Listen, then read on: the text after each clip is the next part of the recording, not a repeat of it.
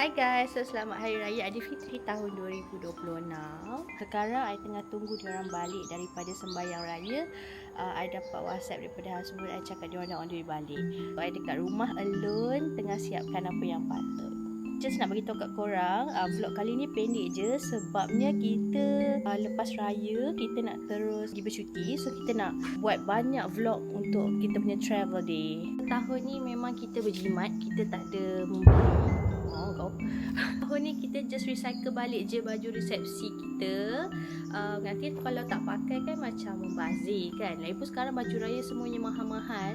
Kau dapat tengok hari ni I pakai baju daripada Ashikin Ahmad dan I suka sangat baju daripada Ashikin Ahmad sebab cantik. Wow! And husband I dengan family I semua cakap ya I dapat kurus sikit tahun ni raya and I'm so happy. And I rasa ya kot sebab I punya baju like so besar, punya kain pun macam besar gila. And I hope like lepas ni I punya berat akan lagi turun lah.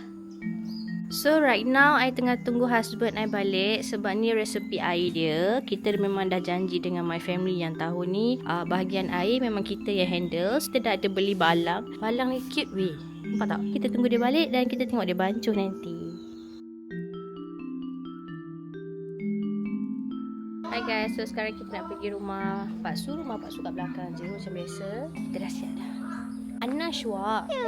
Panas, memang panas. Dekat Negeri Sembilan memang panas. Tak apalah, raya setahun sekali kan. So chaos. Sini pasang masing-masing lah sini. Balong situ. Lumayan. Syasha sini. Juga kami.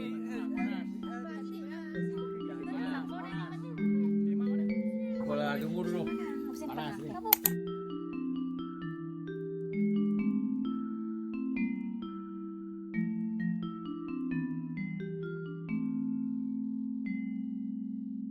Sekarang kita nak beraya di rumah Pak Tam dengan Pak Teh.